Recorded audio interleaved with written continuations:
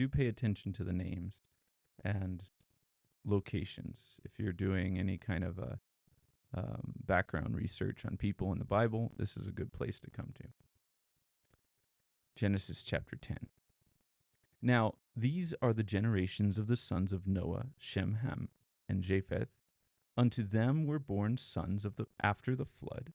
The sons of Japheth, Gomer, and Magog, and Madai, and Javan, and Tubal, and Meshech, and Tiras. And the sons of Gomer, Ashkenaz, and Riphat, and Togarma. And the sons of Javan, Elisha, and Tarshish. We hear that later with Jonah, goes to Tarshish. Kittim and Dodanim. By these were the isles of the Gentiles, divided in their lands, every one after his tongue, after their families, in their nations. And the sons of Ham, Cush, and Mizraim, and Phut, and Canaan. Now notice, only Canaan was cursed. The other sons of Ham were not cursed. There's this teaching that all the descendants of Ham, all the Africans, are cursed because of God. That's why they're in poverty and stuff. No, not true. Only Canaan was cursed. These other descendants went down into Africa. Mitzrayim is the word for Egypt in Hebrew until today. And so Cush is reference to Ethiopia. Phut is kind of the little point of Africa there, pointing towards the Middle East. That whole area would have been populated by the sons of Ham, but they are not cursed. Only Canaan was cursed as being an offspring. Perhaps there were things taught by Ham in his wickedness that those sins brought sort of the repercussions of sins on those societies, but those societies also knew who God was, and some turned to God later on. But it was not by a direct curse of God, as Canaan was cursed. It's not the same. And the sons of Cush, Sheba, and Havilah, and Sabta, and Ramah, and Sabtecha, and the sons of Ramah, Sheba, and Dedan. And Cush begot Nimrod. He began to be a mighty one in the earth. So the verse dictator, he was a mighty hunter. Before is kind of a weird word here. It says a mighty hunter before the Lord. It's more like against the Lord, like confronting him was sort of the idea in that sense before him. Wherefore it is said, even as Nimrod, the mighty hunter before the Lord. And the beginning of his kingdom was Babel and Erech and Akkad and Calneh in the land of Shinar. So that whole area of Babylon or Iraq that we know of today. That's where he set up his kingdom. He had his own kingdom and he wanted to be God, basically. Very much of what we see later on throughout the Bible, Isaiah 14 and other places. Out of that land went forth Ashur and builded Nineveh and the city Rehoboth and Kala. And Resen between Nineveh and Kala, the same is a great city. And Mitzrayim begot Ludim. So these are the ones that came out of Egypt, essentially. Mitzrayim begot Ludim, and Anamim, and Lechavim, and Naphthulim, or Naphtuhim, and Patrusim, and Kasluchim, out of whom came Philistim. So the Philistines came out of the Kasluchim, which are descendants of the Egyptians. If you notice, the complexion even has quite a bit of similarity.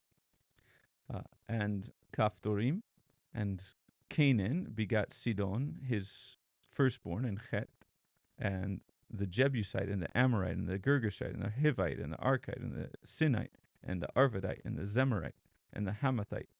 And afterward, the families of the Canaanites spread abroad. And so you hear those names later on throughout the Bible to refer to those that God wanted to be removed from the face of the earth. And it seems that there was some kind of a genetic reason for that, because later on, Abraham doesn't want his son Isaac to marry in that land, even though the land, his in-laws that he goes back to find a wife, they're not so godly either. It's just has to do with this curse, which seems to be somewhat genetic in terms of there's a real problem that Ham started through Canaan. somehow, or maybe it was Canaan's decision or something. But somehow or some way, God knew that, and Noah knew actually that there was a curse to be placed on them. Anyway, verse 19. And the border of the Canaanites was from Sidon, as thou comest, as you come to Gerar, unto Gaza, as you go unto Sodom and Gomorrah and Admah and Zeboim, even to Lasha. And so, okay, that sort of becomes obvious now. Sodomy becomes famous because of that area. These are the sons of Ham, after their families, after their tongues, in their countries, and in their nations. Unto Shem, this is where the idea of anti-Semitism or Semites comes from, Shem. Also, the father of all the children of Eber, who are Eber. Eber is the Hebrews. That's the origin of the word Hebrew. It's this man's name, Eber. The brother of Japheth, the elder, even to him were children born, the children of Shem, Elam, Ashur, Arphaxad, and Lud, and Aram, the children of Aram, Uz. Now that's where Job lived, in the land of Uz, and Hul, and Geter, and Mash, and Arphaxad begat Salah, and Salah begat Eber. And so that's where the Hebrew idea, and most likely the language was developing more and more up to that point, and was known then for Hebrew, or Ivri. And unto Eber were born two sons. The name of one was Peleg, for in his days was the earth divided, and his brother's name was Joktan. And Joktan begat Almodad, and Shelef, and Hazarmavet, and Jerah, and Hadoram, and Uzal, and Dikla, and Obal, and Abimael, and Sheba, and Ophir, and Havilah, and Jobab. That's interesting, Jobab. All these were the sons of Joktan. I don't know if this is the Job mentioned, but there is a Job later on in chapter 36 of Genesis that does seem to be the right one, because he has other people around at that time that are also mentioned in the book of Job, thus establishing the book of Job as the oldest book, because Genesis wasn't completed until Moses compiled it later on. All these were the sons of Joktan, and their dwelling was from Mesha, as thou goest unto Sephar, a mount of the east. These are the sons of Shem after their families, after their tongues, in their lands, and after their nations. These are the families of the sons of Noah after their generations, in their nations, and by these were the nations divided in the earth after the flood.